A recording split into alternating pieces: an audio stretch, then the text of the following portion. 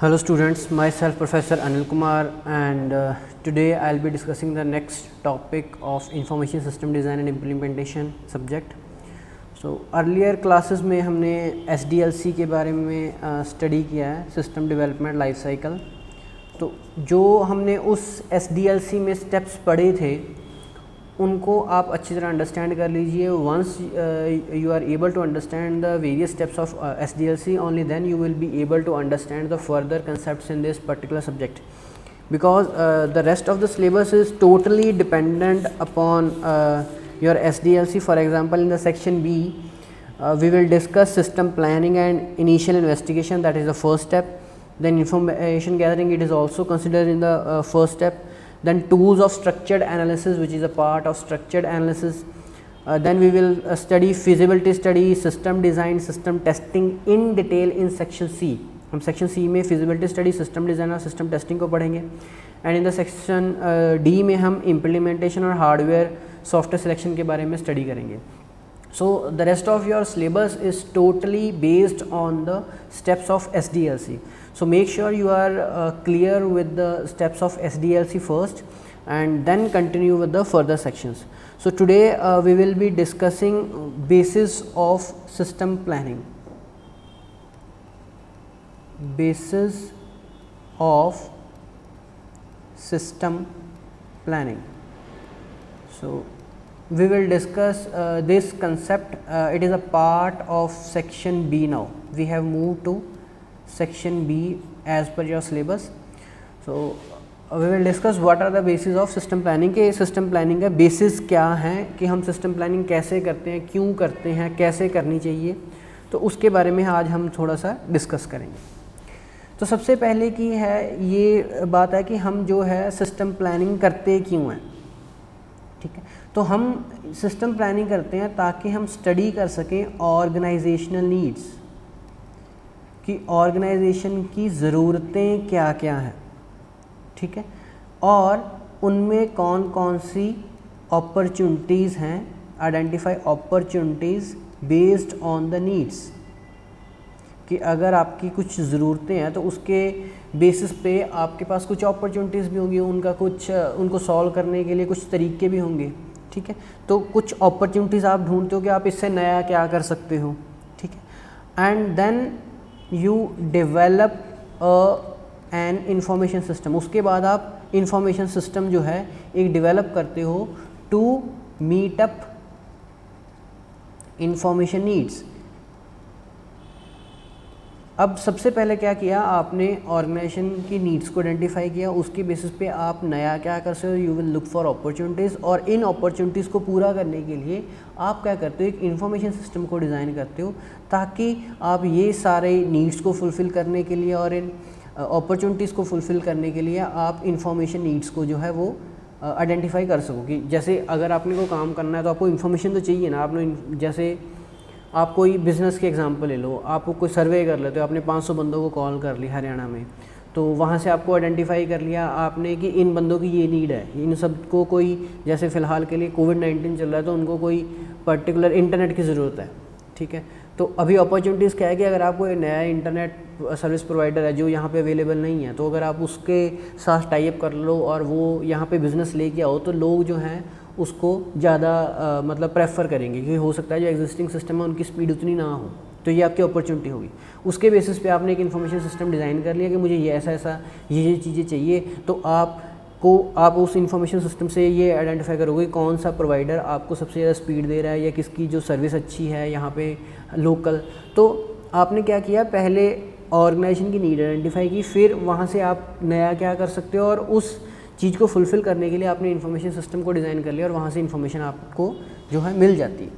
ठीक है, सेकंड, जो हम प्लानिंग करते हैं, we always perform the system planning with the senior management. हम सीनियर मैनेजमेंट के साथ मिलके हमेशा जो है प्लानिंग करते हैं, क्योंकि अल्टीमेट जो डिसीजन है वो सीनियर मैनेजमेंट ने ही लेना होता है। जो एंड यूज़र है वो कभी भी कोई भी डिसीजन नहीं ले पाता अगर आपके ऑर्गेनाइजेशन में कोई बहुत बड़ी आपने चेंज लानी होती है तो। ठीक है, उसके बाद you do system planning to formulate plans ताकि आप प्लान्स बना सको और प्रोग्राम्स बना सको। अब हम प्लानिंग क्यों करते हैं या प्रोग्राम्स क्यों बनाते हैं? ताकि जो हमारा सिस्टम है वो बैलेंस्ड बने, मतलब उसमें कोई प्रॉब्लम ना आए, सभी का वो ध्यान रखे, यूज़र चाहे जिस तरह का भी हो, बैलेंस सिस्टम बने, वो सेफ़ हो, उसमें से इन्फॉर्मेशन जो हमें चाहिए वही मिले और वो चोरी ना हो सके या उसको कोई बंदा नॉर्मली एक्सेस ना कर सके, और एफिशिएंट जैसी आपको इन्फॉर्मेशन चाहिए वैसी इन्फॉर्मेशन वो आपको प्रोवाइड करें। तो आप एक बैलेंस्ड, सेफ़ और एफिशिएंट सिस्टम बनाने के लिए प्लानिंग और प्रोग्राम्स बनाते हो, जिसकी जो आप किसकी हेल्प से बना सकते हो? With the help of system planning. Then you create objectives, आप ऑब्जेक्टिव्स भी क्रिएट कर लेते हो that you want to implement, जिनको आप इम्प्लीमेंट करना चाहते हो। तो ओवर एंड ऑल आपका क्या स्टेप्स बने कि आपके एक प्रोसेस में, सिस्टम प्लानिंग के प्रोसेस में नॉर्मली क्या क्या होता है, आपके स्टेप क्या बनेंगे? सबसे पहले आप ऑब्जेक्टिव्स को आइडेंटिफाई कर देते हो, ठीक है। उसके बेसिस पे आप डेटा कलेक्ट करते हो। डेटा कलेक्ट के बेसिस पे आप क्या आइडेंटिफाई करते हो कि आपको सिमुलेशन ऑफ फ्यूचर एक्टिविटी, कि आपको फ्यूचर में इस डेटा कलेक्शन का क्या फ़ायदा होगा, या आप क्या देखते हो कि फ्यूचर्स में कल को क्या एक्टिविटीज़ चेंज हो सकती हैं या कैसी होंगी। सिमुलेशन मतलब होता है उसको फील करना, जो चीज़ एग्जिस्ट नहीं करती है पर उसका आप मॉडल ऐसा बना देते हो कि आपको एक्चुअल में फील होना शुरू हो जाता है कि फ्यूचर में इस ऑर्गेनाइजेशन में क्या होगा, ठीक है। उसके बाद आपको जैसे आपने ऑब्जेक्टिव बनाया उसके बेसिस पे आप अल्टरनेट जो है सॉल्यूशंस आइडेंटिफाई करते हो, अल्टरनेट सॉल्यूशंस को आप आइडेंटिफाई करते हो। अगर आप ये देखोगे ये सारा कुछ जो है SDLC के साथ ही मिलता जुलता है, ठीक है, माइनर सा डिफरेंस होता है, बाकी वही कुछ चलेगा। अब अल्टरनेट सॉल्यूशंस को आप आइडेंटिफाई करते हो और जो आपने सॉल्यूशंस ढूंढे या आप कुछ यहाँ पे चेंजेस करते हो, जो आपने चेंजेस की या आपने सॉल्यूशन ढूंढे क्या वो मैच करते हैं ऑब्जेक्टिव के साथ। ऐसा तो नहीं है कि अगर आपने कुछ चेंजेस की या आपने अल्टरनेट सॉल्यूशंस दिए और वो आपका एक्चुअल ऑब्जेक्टिव ही जो है वो चेंज कर दे। फॉर एग्जांपल जैसे आप अभी का एक सिचुएशन ले लीजिए, आपको इंटरनेट कनेक्टिविटी दे रही है, ऑब्जेक्टिव क्या है कि आपके ऑनलाइन क्लासेस लग रही हैं, ठीक है, बट उसका अल्टरनेट सोल्यूशन क्या दे दिया कि आपको इंटरनेट ऑलरेडी ये वाला मान लो आपकी हाई स्पीड डाटा दे दिया, तो अभी आपका, या आपको कह लो कि आपको जो डेली लिमिट थी वो 1 GB की थी, अभी आपको 3 GB दे दी। तो पहले आप 1 GB में लेक्चर सुनते थे, अभी आपके पास 4 GB एक्स्ट्रा हुई या 3 GB एक्स्ट्रा हुई, तो अब आप क्या कर रहे हो, आप कुछ और ही वीडियोस यूट्यूब पे देखते जा रहे हो, आप कोई अपनी एंटरटेनमेंट वीडियोस ही देख रहे हो। तो वो क्या हो गया, आपने चेंजेस तो की पर उससे आपका जो मेन ऑब्जेक्टिव है वही आप भूल गए, आप कुछ और ही करने लगे। तो अगर आपने कुछ चेंजेस की हैं प्लानिंग के दौरान तो क्या वो आपका ओरिजिनल ऑब्जेक्टिव को मैच करती हैं या नहीं करती हैं। और लास्ट में जो है आप फीजिबल सोल्यूशन जो है यहाँ पे जो है अडॉप्ट करते हो या आप आगे सजेस्ट कर देते हो। तो ये आपका नॉर्मल सा प्रोसेस आ जाएगा सिस्टम प्लानिंग में, क्योंकि हम प्लानिंग तक की बात कर रहे हैं, हम आगे अभी नहीं गए। अब इसका जो प्लानिंग में एक और हम जो मेन काम करते हैं, हम क्या करते हैं, हम टेक्नोलॉजी आर्किटेक्चर को भी अपडेट करते हैं, क्योंकि अल्टीमेटली तो हम एक इंफॉर्मेशन को, सिस्टम को जो है इम्प्लीमेंट कर रहे हैं, तो उसको आप किसी टेक्नोलॉजी की हेल्प से ही इम्प्लीमेंट कर पाओगे, ठीक है। तो टेक्नोलॉजी को इम्प्लीमेंट करके या तो आप एग्जिस्टिंग सिस्टम को इम्प्रूव करते हो या ऑटोमेट करते हो। इम्प्रूव मतलब जैसे अभी मान लीजिए आपकी कॉलेज में फ़ीस आपकी जो कलेक्शन होती है तो वो अभी आपके कंप्यूटर सॉफ्टवेयर पे होती है, तो वो होगी आपकी इम्प्रूवमेंट, कि पहले उनको रजिस्टर्स पे काम करना पड़ता था, अभी उनकी इम्प्रूवमेंट हो गई है। ऑटोमेटिक क्या हो गया, बाई चांस मान लीजिए आपका लॉगिन ही बना दिया जाए कॉलेज की वेबसाइट पे, आप लॉगिन करो, आपको खुद ही पता चल जाए आप कितनी फ़ीस है, तो आप खुद ही पे कर दो, तो वो क्या होगा, ऑटोमेट सिस्टम हो गया, ऑटोमेटिक आपने कर दिया, ठीक है। उसके बाद आप प्लानिंग के दौरान ही क्या चेक करते हो, रिटर्न ऑन इन्वेस्टमेंट ROI, कि आपको with in the period span of time period, कि आपको कुछ टाइम पीरियड के बाद आपने जितनी इन्वेस्टमेंट की थी उसमें से आपको कुछ रिटर्न भी आ रहा है या नहीं आ रहा है, वो या आपको प्लानिंग के दौरान ही आप जो है डिसाइड कर लेते हो, ठीक है।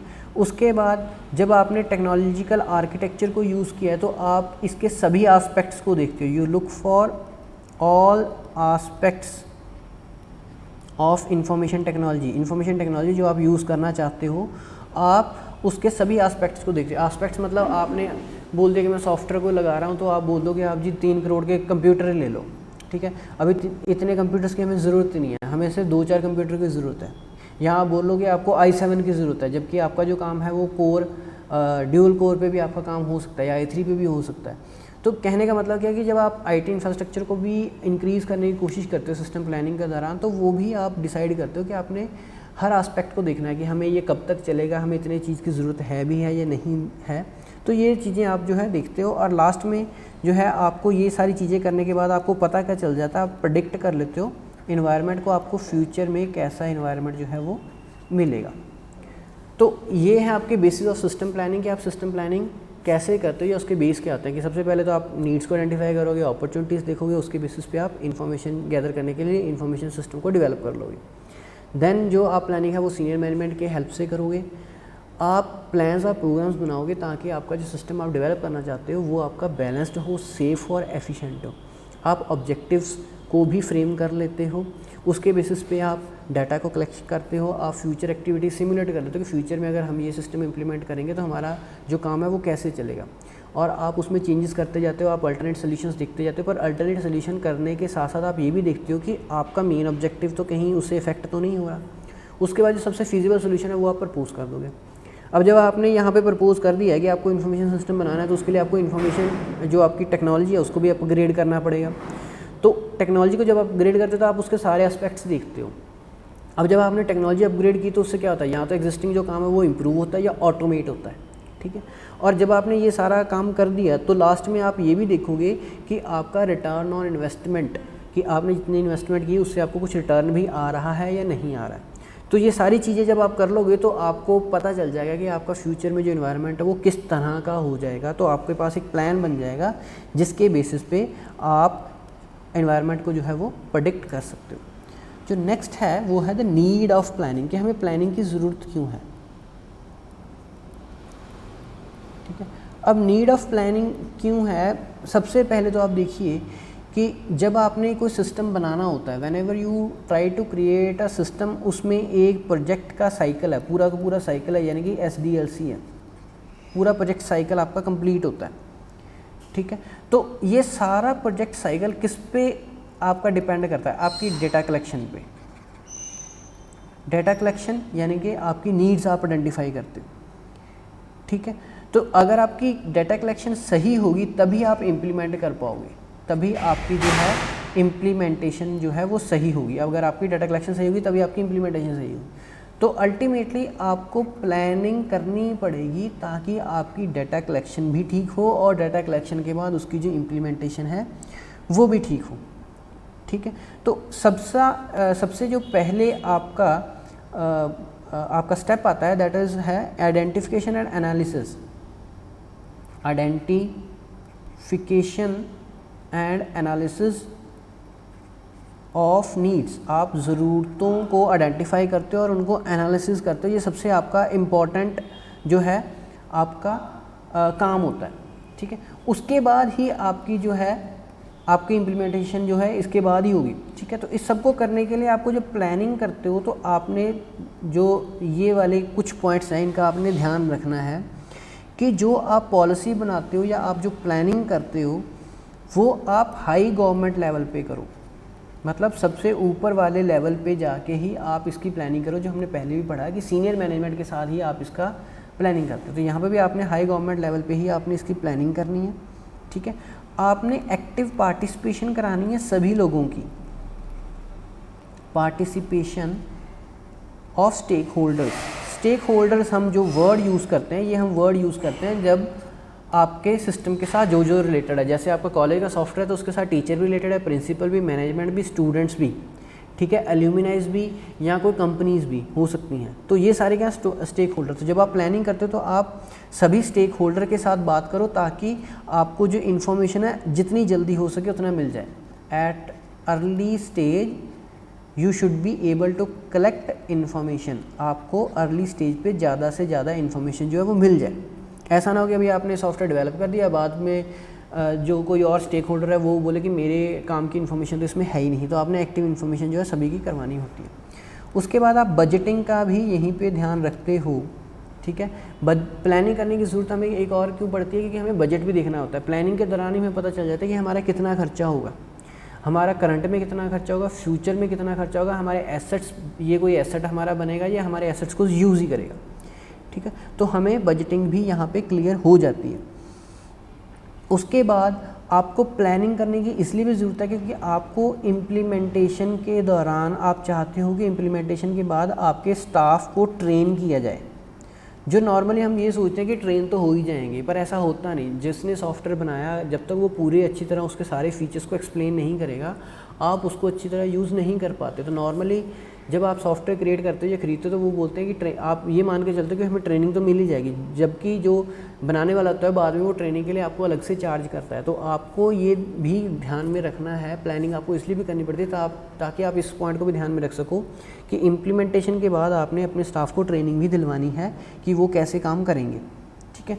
और आपको प्लानिंग की इसलिए भी ज़रूरत है क्योंकि आपको बेटर है कि आप पायलट सिस्टम्स को ही इम्प्लीमेंट करें। कल हमने स्टडी भी किया था पहले क्लास में कि पायलट सिस्टम क्या होता है कि आप थोड़ा सा मॉड्यूल लगा लो, अगर आपको वो मॉड्यूल ठीक लगता है तो फिर आप अगला मॉड्यूल जो है उसको इम्प्लीमेंट करा लो। पायलट वाइज मतलब आप एक एक मॉड्यूल को चेक करते जाते हो और उसको इम्प्लीमेंट करते जाते हो, बजाय कि आप पैरेलली करो कि वहाँ पे भी आप इम्प्लीमेंट कर दो सारा सिस्टम भी और यहाँ पे मैनुअल भी करते रहो और साथ में दोनों की आउटपुट को जो मैच करते रहो। उससे बेटर क्या है कि आप हमेशा पायलट सिस्टम को जो है वो इम्प्लीमेंट करो। अब जब आपने प्लानिंग कर ली और आप इसकी प्लानिंग की एग्जीक्यूशन कर रहे हो तो आपकी जो प्लानिंग है उसका हमेशा रिव्यू होता रहना चाहिए, उसको बार बार देखना चाहिए। रिव्यू जो है वो कंटिन्यूस होता है, लगातार आप उसको रिव्यू करते रहते हो ताकि आपको आपकी पॉलिसीज़ और ऑब्जेक्टिव्स जो हैं आप मैच करते रहो कि जो आपने पॉलिसी बनाई है या आपने जो प्लानिंग की है या आपके कुछ ऑब्जेक्टिव्स हैं वो आपके पूरे हो रहे हैं या नहीं हो रहे हैं। तो आप जो डेटा को है वेरीफाई हमेशा लगातार कंटिन्यूसली जो है वो करते रहते हो, ठीक है। अगर आप ये वेरिफिकेशन हमेशा करते रहोगे तो आपका जो सिस्टम है वो स्टेबल और एडिक्वेट है रहेगा, यानी कि जो आपने सोचा है वही बनेगा और स्टेबल रहेगा, यानी कि वो सही ढंग से जो है वो काम करता रहे, ठीक है। तो अब आपके जो आगे मेन ये थी नीड कि आप करते क्यों हो, पहला था बेसिस, और अब है बेनिफिट कि आपका बेनिफिट क्या है सिस्टम प्लानिंग का, कि आपने प्लानिंग जो की है उसका आपको बेनिफिट क्या होता है। तो सबसे पहले तो सीनियर मैनेजमेंट, क्योंकि हम क्या कर रहे हैं कि ये काम आप सीनियर मैनेजमेंट के साथ करोगे तो सीनियर मैनेजमेंट को सबसे बड़ा फ़ायदा क्या होता है उसको पता चल जाता है कि हमारा बिज़नेस क्या है, एक्चुअल में की बिज़नेस क्या है, हमें किस पे सबसे ज़्यादा ध्यान देना चाहिए और कौन सा डेटा हमारे लिए इम्पॉर्टेंट है। उसको अपने की बिज़नेस का पता चल जाता है और उसको डेटा का भी इम्पोर्टेंस पता चल जाती है। उसके बाद वो प्रायोरिटीज़ भी सेट कर लेते हैं, वो अपने प्रायोरिटी सेट कर लेते हैं बिज़नेस की, कि उनके बिज़नेस में हो सकता है बहुत सारे आस्पेक्ट्स हों या बहुत सारे स्टेक होल्डर्स हों या बहुत सारी उनकी चीज़ें आपस में रिलेटेड हों, तो सबसे ज़्यादा प्रायोरिटी किसको देनी है, उसके बाद कम प्रायोरिटी किसको देनी है, वो सारी चीज़ें जो है इनको पता चल जाती है। उसके बाद आपके पास जो है, पहले आप रजिस्टर्स के थ्रू चल रहे हो तो अभी आपके पास एक इन्फॉर्मेशन सिस्टम या टेक्नोलॉजिकल प्लेटफॉर्म बन जाता है जहाँ से आपको इन्फॉर्मेशन जो है वो मिल जाती है आराम से, ठीक है। और एज़ पर प्रायोरिटीज़ आप जो है आपको अपनी एक्सपेक्टेशंस जो हैं वो भी क्लियर हो जाती हैं कि आप सिस्टम से क्या एक्सपेक्ट करते हो, यानी कि कितना प्रॉफिट होगा, कितना लॉस होगा, या जो भी आपकी एक्सपेक्टेशंस है। या अभी कॉलेज का पर्सपेक्टिव हो तो कितने एडमिशन्स होंगे, ठीक है, कौन सा हमें कोर्स लेना चाहिए, कौन सा हमारा चल सकता है। तो ऐसे आप प्रायोरिटीज़ के बेसिस पे आपकी जो एक्सपेक्टेशंस हैं वो भी यहाँ पे आपको मिल जाती हैं। So that was all for today's lecture. I hope these concepts are clear to you. In case you face any problem, you can contact me.